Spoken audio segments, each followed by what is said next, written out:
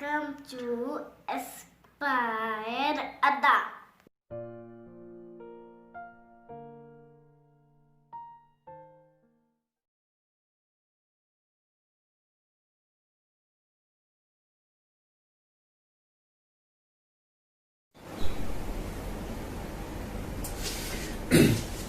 Hello and welcome to Aspire Adda. प्यारे बच्चों, आज मैं आपके लिए कुछ नया लाया हूं पढ़ाने के लिए। देखो, जैसे आपको पता है हमारा जीएस स्पेशल बैच चल रहा है, तो उसी में से जो सबसे मुश्किल सब्जेक्ट है वही मैंने सबसे पहले आपके सामने लाया है। यानी कि क्या, सबसे बोरिंग और सबसे ज्यादा भूलने वाला सब्जेक्ट जिसको कहा जाता है, दुनिया का नंबर 1 सब्जेक्ट जिसको बोरिंग और भूलने वाला कहा जाता है, वो है हिस्ट्री। आज हम हिस्ट्री शुरू करेंगे और हिस्ट्री में शुरू से नहीं पढ़ाऊंगा एंशिएंट क्या है, मेडिवियल क्या है, मॉडर्न क्या है, हिस्ट्री कौन से वर्ड से निकला है, हिस्ट्री का फादर कौन है, वो नहीं पढ़ाऊंगा। वो तो हम पढ़ेंगे जब हम बेसिक से शुरू करेंगे। आज मैं बीच का एक टॉपिक पढ़ाने जा रहा हूं। क्या, देखिए, आप तसल्ली से सिर्फ बोर्ड को देखते जाइए। मैं सारी चीजें सीक्वेंस के साथ यहां पे रिप्रेजेंट करूंगा। ये हमारा साउथ इंडिया है, ठीक है। यहां पे ब्रिटिशर्स आए थे ना। अब ब्रिटिशर्स क्या होता है, इंग्लिश में और ब्रिटिशर्स में क्या फर्क है, ये भी हम जानेंगे। बट अभी मैं आपको कुछ और सिखाने जा रहा हूं। देखो, इंडिया में जब अंग्रेज आए 31 दिसंबर 1600 को, उससे एक साल पहले 1599 को जॉन मेल्डन हॉल आए थे इंडिया में। अब इंडिया में आए और इंडिया में एस्टेब्लिश कैसे हो गए, आने की बात नहीं पढ़ा रहा हूं, एस्टेब्लिश होने की। यानी कि आज मैं आपको ये पढ़ाऊंगा कि British conquest of Bengal. Britishers ने बंगाल पर कब्जा कैसे किया, हुकूमत कैसे की बंगाल पर, ये पढ़ेंगे। तो सीक्वेंस में मैं यहां पे लिखूंगा। पॉइंट नंबर 1, क्या, 1717 में क्या हुआ था इंडिया में। आपको पता है मुगल्स आए थे। 1526 में जहीरुद्दीन मोहम्मद बाबर, हुमायूं, अकबर, जहांगीर, शाहजहां, औरंगजेब, लेटर मुगल। उन लेटर मुगल में एक बंदा था जिसका नाम था फारूक शीर, ठीक है, फारूक शीर।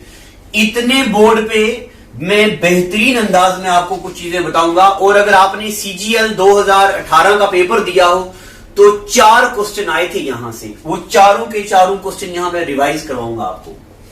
1717 में फारूक शीर ने अंग्रेजों को बोला कि आप क्या करो, आप टैक्स फ्री ट्रेड करो। यानी कि टैक्स के बिना ट्रेड करो। कहां? 3 जगहों पे। एक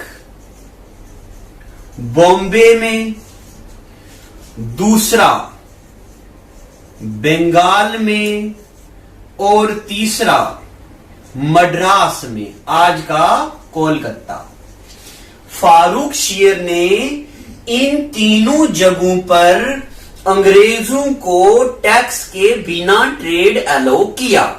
अब टैक्स के बिना ट्रेड अलाउ करने से क्या होता है, देखो, इंडियंस टैक्स देंगे, इंडियन का सामान महंगा होगा, अंग्रेज टैक्स नहीं देंगे, उनका सामान सस्ता होगा, तो ऑब्वियसली लोग किससे खरीदेंगे, अंग्रेजों से। इससे इंडिया की इकोनॉमी डिग्रेड होने लगी थी। जब फारूक शीर ने अंग्रेजों को टैक्स फ्री ट्रेड अलाउ कर दिया बॉम्बे, मद्रास और कोलकाता में, ये वाली बात बंगाल के नवाबों को अच्छी नहीं लगी। बंगाल के नवाब कौन थे अभी बताता हूं। सीजीएल 2015-16 में पूछा हुआ है, इन सारे बंगाल के नवाबों को सीक्वेंस में लिखो। तो मैं सीक्वेंस लिख रहा हूं। देखो नवाब कौन कौन से नवाब, मैं रिवाइज भी कर रहा हूं, जरा सुनिए, कनेक्शन को ब्रेक नहीं होने देना है, नहीं तो हिस्ट्री समझ नहीं आएगी। 1717 में फारूक शीर ने अंग्रेजों को, ब्रिटिशर्स को कहा कि आप बॉम्बे में, बंगाल में, मद्रास में टैक्स फ्री ट्रेड करो। ये बात नवाबों को अच्छी नहीं लगी। अब नवाब कौन कौन से थे? पहला नवाब था जिसका नाम था मुर्शिद कुली खान। फर्स्ट नवाब ऑफ बंगाल कौन थे? मुर्शिद कुली खान।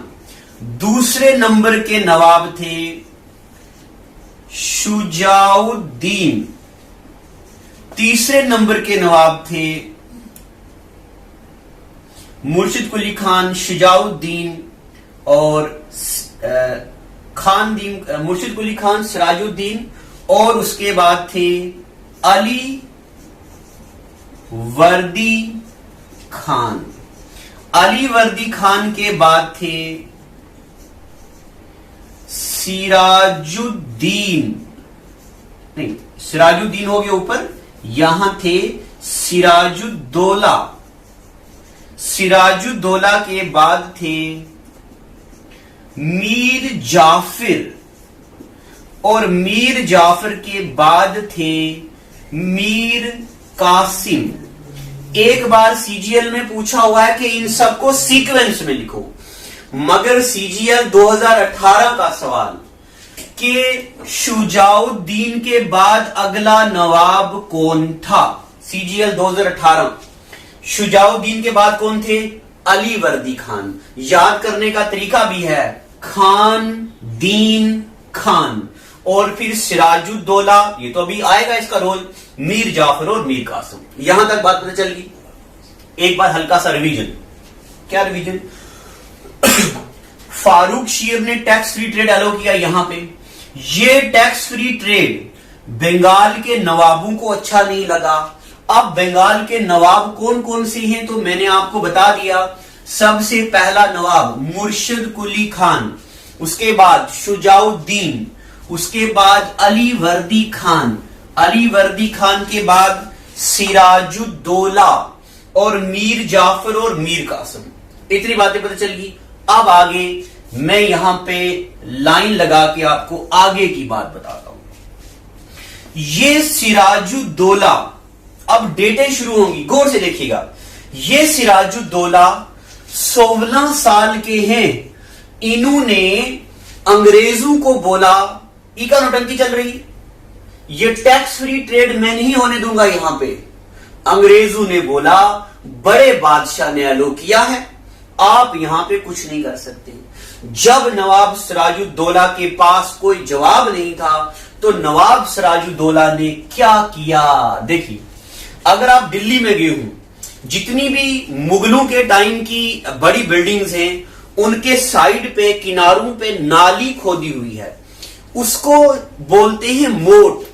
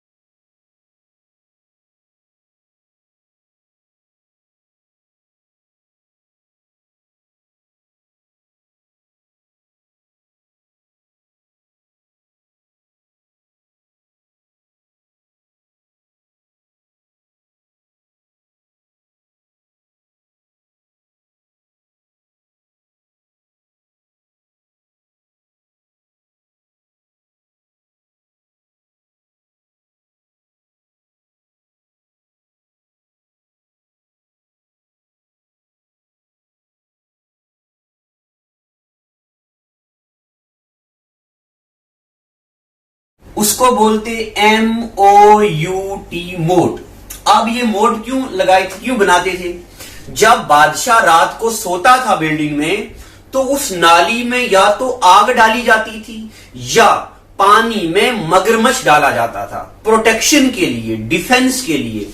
यही बात अंग्रेज कर रहे थे फोर्ट विलियम कॉलेज कोलकाता में, और सिराजुद्दौला ने वो मोट फॉर्मेशन के लिए मना किया अंग्रेजों को। अंग्रेज नहीं माने, और सिराजुद्दौला ने 146 बंदूकों को कासिम बाजार कोलकाता में एक कमरे में क्लोज कर दिया, बंद कर दिया 146 बंदूकों को। इन 146 में से 123 बंदे मारे गए, 123 पर्सन वर डाइड। और जब ये बंदे मरे, ये बात है 20 जून 1757 की। इस बात को हिस्ट्री में बोला जाता ब्लैक होल ट्रेजेडी। बहुत बार पेपर में पूछा गया ये सवाल कि ब्लैक होल ट्रेजेडी कब हुई थी? तो ब्लैक होल ट्रेजेडी 20 जून 1757 में हुई थी। किसने की? सिराजुद्दौला ने। इसमें क्या हुआ? 140 बंदूकों को एक कमरे में बंद कर दिया, जिसमें 123 बंदे मारे गए। जब जो बंदे बच गए वो बाहर निकले, फोन किया लंदन में, और लंदन में फोन करके क्या बोलते हैं अंग्रेज, सुनिए।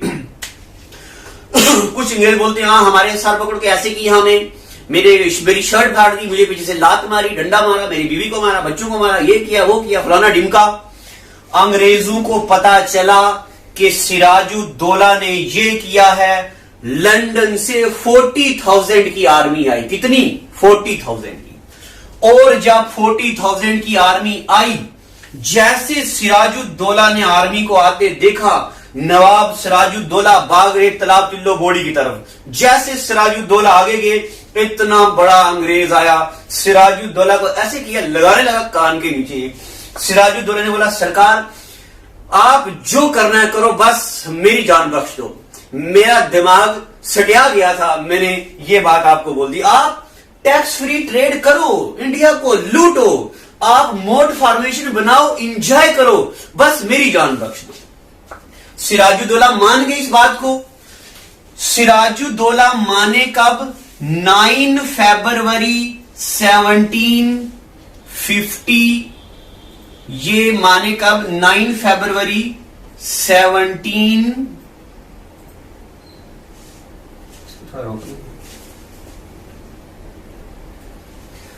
तो नवाब सिराजुद्दौला कब माने? 9 फरवरी 1757 को। एक छोटा सा एरर हो गया है, 20 जून 1756। हाँ ये था 20 जून 1756 को ब्लैक होल ट्रेजेडी, और 9 फरवरी 1757 को सिराजुद्दौला माने दो कंडीशन, एक मोट फॉर्मेशन किलाबंदी करने की, दूसरा टैक्स फ्री ट्रेड। CGL 2018 का अगर आपने पेपर दिया हो, उसमें पूछा हुआ था। ये वाली ट्रीटी कब हुई? इसको बोलते ट्रीटी ऑफ अलीनगर। क्या बोलते? Treaty of Alinagar. अच्छा, ट्रीटी का क्या मतलब होता? दो बंदों के बीच मायदा होता है, एग्रीमेंट होता है, उसको बोलते ट्रीटी। अलीनगर जगह है, इसलिए इसको ट्रीटी ऑफ अलीनगर बोलते। तो दो डेटें अभी तक आपको याद रखनी है। एक 20 जून 1756 ब्लैक होल ट्रेजेडी, 9 फरवरी 1757 ट्रीटी ऑफ अलीनगर। यहां तक ठीक है। अब जब अंग्रेजों ने सिराजुद्दौला के साथ ट्रीटी ऑफ अलीनगर की, अंग्रेजों को पता था कि इसने पंगा किया है, ये आगे जरूर हमारे साथ पंगा करेगा। अब देखिए, मैं आपको कुछ याद दिलाता हूं। नवाब सिराजुद्दौला के अंडर काम करते थे खानदीन खान, जगत सेठ, अमीन चंद, मनिक सेठ और सिराजुद्दौला और एक मीर जाफर। इनके अंडर एक बंदा सबसे जरूरी था, सबसे खास बंदा था, जिसका नाम है मीर जाफर। अगर आपने CGL 2018 देखा हो तो ये सवाल भी आपको याद आएगा। 3 सवाल मैंने आपको बता दिए, एक ये, दूसरा सवाल ये पूछा हुआ था, ये तीसरा अभी मैं बताने जा रहा हूं। अब सुनिए, जो मीर जाफिर थे ये सिराजुद्दौला के मिलिट्री जनरल थे। कौन थे? Military general. जिन बच्चों ने सिविल में इंजीनियरिंग की है उनके लिए मैं बोलूंगा जितने भी खुशकिस्मत हैं उतनी उनके लिए कमी है। बहुत खुशकिस्मत बच्चे हैं वो। क्या? जम्मू कश्मीर में आपको पता है एक विराज सरोवर होटल है बड़ी ब्रह्मना में, इंटरनेशनल होटल है, 11वीं मंजिल के ऊपर स्विमिंग पूल है। क्या जेएंडके में ऐसा होटल है कोई इंटरनेशनल लेवल का? जो आर्किटेक्ट है ना इस होटल को बनाने वाला, वो आर्किटेक्ट आपको पढ़ाने वाला है। अब उनके बारे में जितनी भी तारीफ करूं तो कम है। होटल देख लो आप, पिक्चर में आप स्क्रीन पर देख लो इमेजेस कैसी हैं। स्विमिंग पूल दिख रहा है आपको? 11वीं बिल्डिंग पे है ये। जम्मू की जितनी भी बड़े बड़े होटल्स हैं ना वो सारे इन सर ने बनाए हैं। अब मैं नाम अगर लूंगा तो छोटा मुंह और बड़ी बात होगी। तारीफ क्या करूं उनकी। 2014-15 का JE qualified, SSC JE qualified, CRPF का सब इंस्पेक्टर का एग्जाम क्वालिफाइड। उनसे पर्सनल बच्चे पढ़े हुए हमारे स्टेट में यूटी में बहुत सारे हैं जो जेई क्वालिफाइड हैं इस वक्त, और वो जो फैकल्टी है वो खुद क्वालिफाइड है और खुद आर्किटेक्ट है। जेएंडके में एक ही नाम है बड़ा आर्किटेक्ट और वो वही है। उन्होंने डिसीजन लिया है कि मैं खुद इस बार एक सुपर 30, इसमें सिर्फ 30 बच्चों की लिस्ट है, सुपर 30 बैच बनाऊंगा और मैं बताऊंगा कि सिलेक्शन कैसे करवाई जाती है। आप दिल्ली में जाएंगे 26 से 30 हजार रुपया लेते हैं सिविल जेई का, मैं जेई की बात कर रहा हूं, जूनियर इंजीनियर 26 से 30 हजार लेते हैं। पीजी का खर्चा, आने जाने का खर्चा, घूमने का खर्चा कितना आ जाता है। ये कोर्स बहुत नॉमिनल फीस में यहां पढ़ाया जाएगा। दो बात, आपने ढोल मूवी देखी है राजपाल यादव की? उसमें राजपाल यादव को दोस्त बोलते हैं कैसा लगेगा अगर तू अपने मामा के ऊपर हेड बन जाए।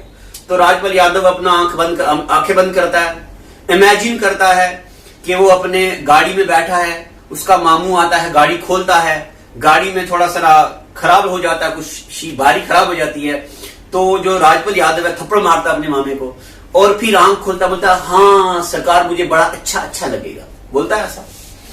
उसी तरीके से अंग्रेज सिराजुद्दौला के मिलिट्री जनरल मीर जाफर के पास गए और मीर जाफर को पूछा आपकी सैलरी कितनी है? उन्होंने बोला सरकार बहुत कम है, बीवी साड़ी मांगती है, पड़ोसन बोलती गोलगप्पे खिलाओ, आप जरा बताओ किसको खिलाऊं, कहां जाऊं मैं, किसकी मां को मासी बोलूं, जाऊं कहां?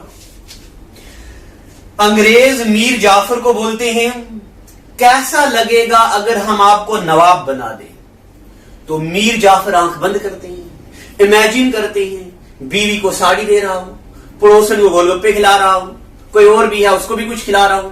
खुश होते हैं मीर जाफर और मीर जाफर भी बोलते हैं सरकार मुझे बहुत अच्छा लगेगा अगर आप मुझे मिलिट्री जनरल के ऊपर नवाब बना दो।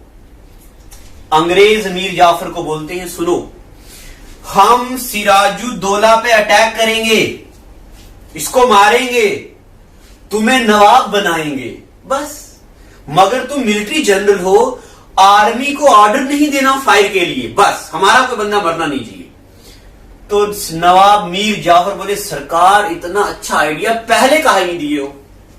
अब देखो अंग्रेजों ने सिराजुद्दौला पे अटैक किया, कब? डेट बहुत जरूरी है, 23 जून 1757 बंगाल में हुगली दरिया के किनारे प्लासी एक जगह आती है, ये लड़ाई हुई, इसको बोलते बैटल ऑफ प्लासी। क्या बोलते इसको? Battle of Plassey. हिंदुस्तान की तारीख की सबसे ज्यादा पूछी जाने वाली लड़ाई। ये बैटल ऑफ प्लासी कब हुई? 23 जून 1757। किसके बीच? सिराजुद्दौला के बीच। ओपोनेंट कौन थे? अंग्रेज। अंग्रेजों में कौन बंदा? उस बंदे का नाम याद रखना है, उसका नाम था रॉबर्ट क्लाइव। ये नाम भूलना नहीं है, अभी इसके बारे में कुछ बताऊंगा, बहुत जरूरी बात। रॉबर्ट क्लाइव ने सिराजुद्दौला को मार दिया और मीर जाफर बन गए नवाब ऑफ बंगाल। ठीक है यहां तक। अब जरा और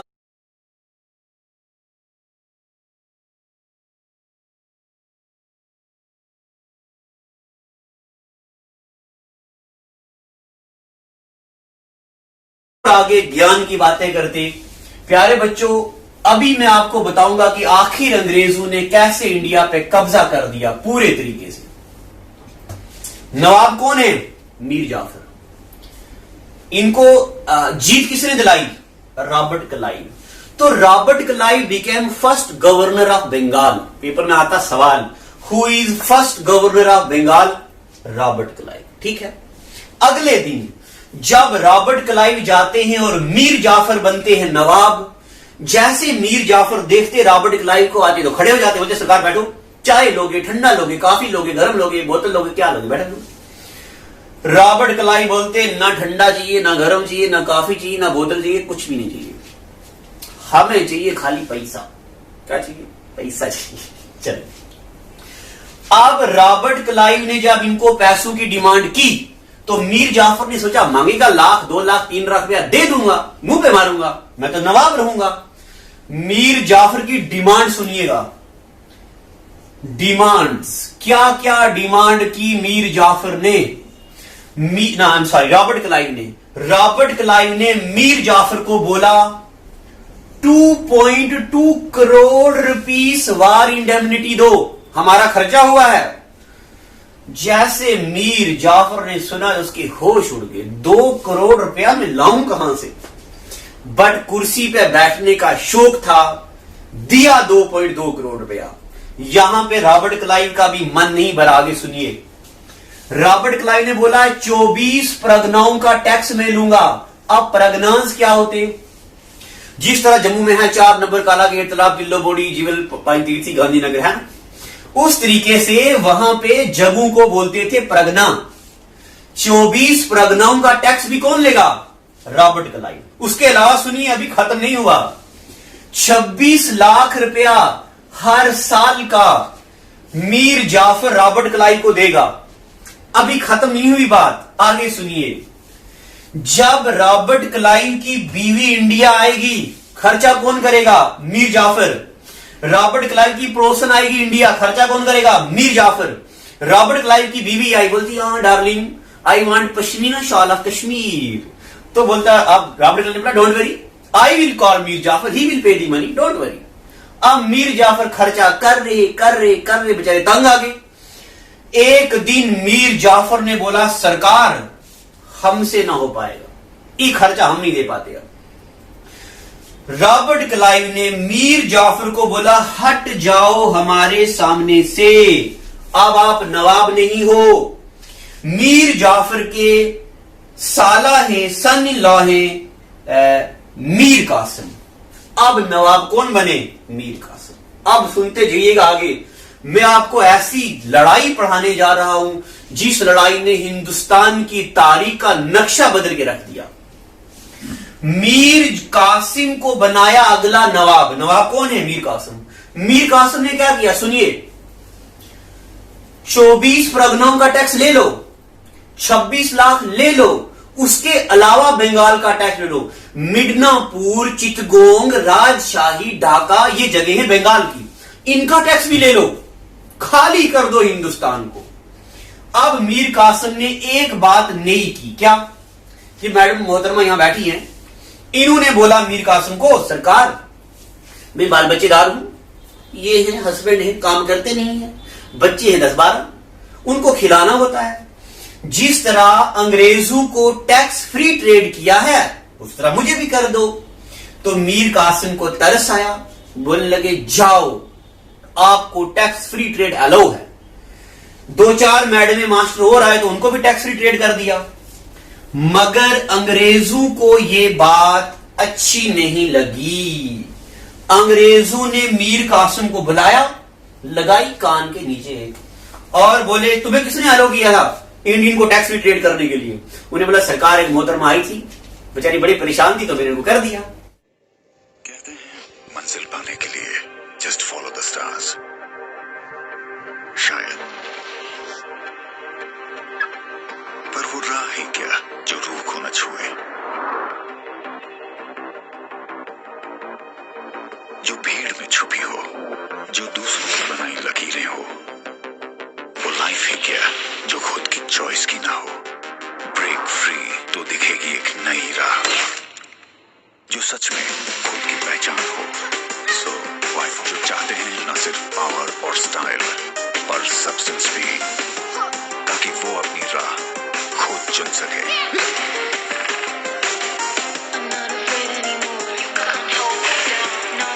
चले अब अकेले कोई डर नहीं।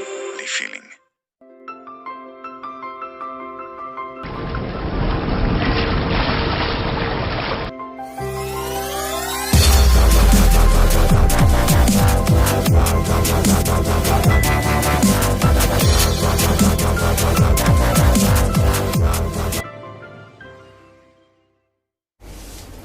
अंग्रेजों ने बोला ये हरगिज नहीं चलेगा, हटाओ हटो गद्दी से।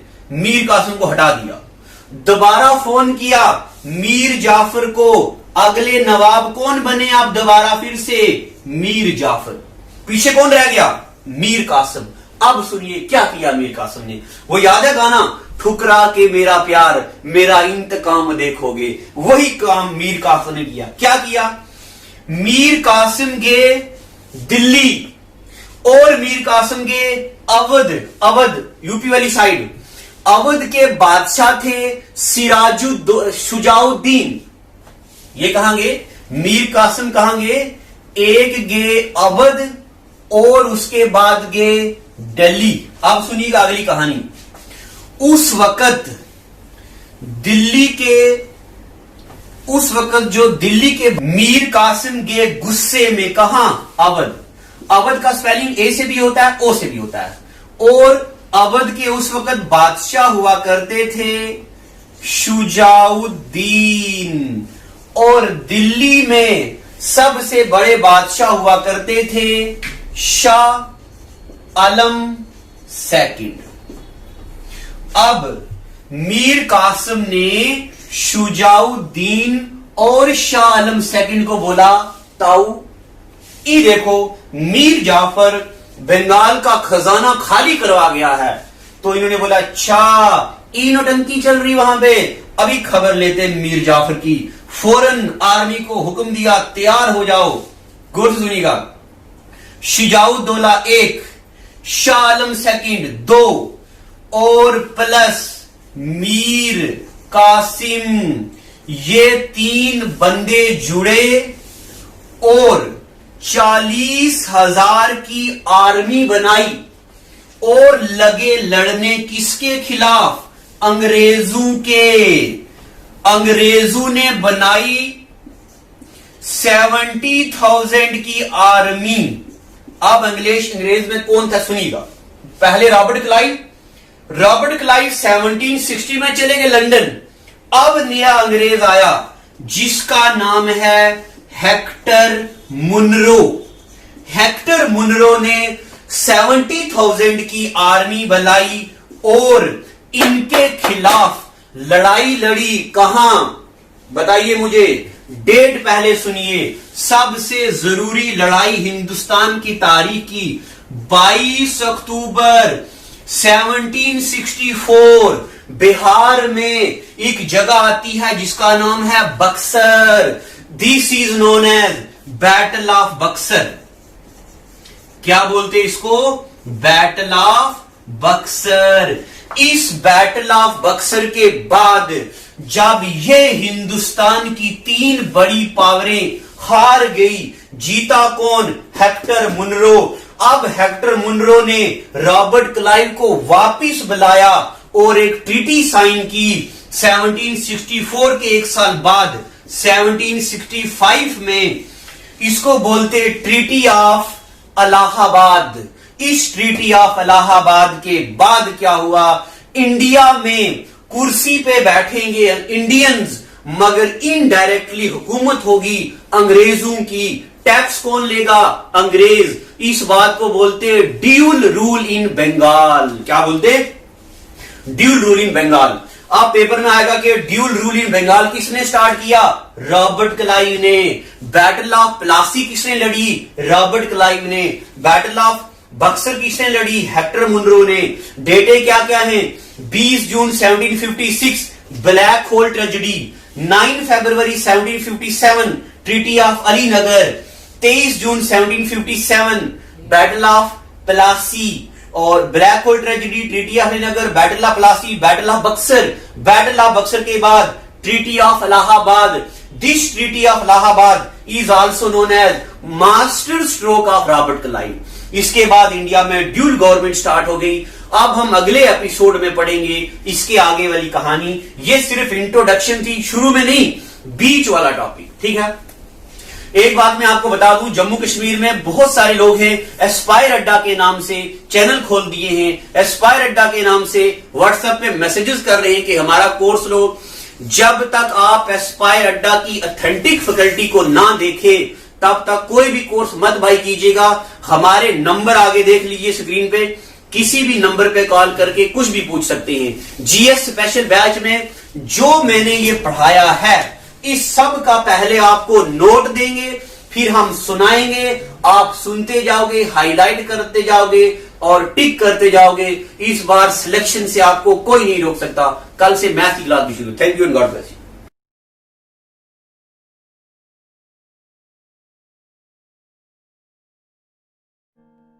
Well, it is hard time for all of us. Due to coronavirus, we have break the situation as earlier it was. But time never stopped for anyone. But it doesn't mean that we should go out and prepare for all the competitive exam. We can utilize this time by doing self-study and taking help of Aspire Adda YouTube channel. To start with, you need to prepare a proper schedule for all the subject, and without going out, you should complete all the syllabus by yourself. And when the critical situation will end, here you are. Hooray! You are ready for all the competitive exam. Utilize this time until it go. Aspire Adda Institute, best institute in Jammu for all the competitive exams. We care for you.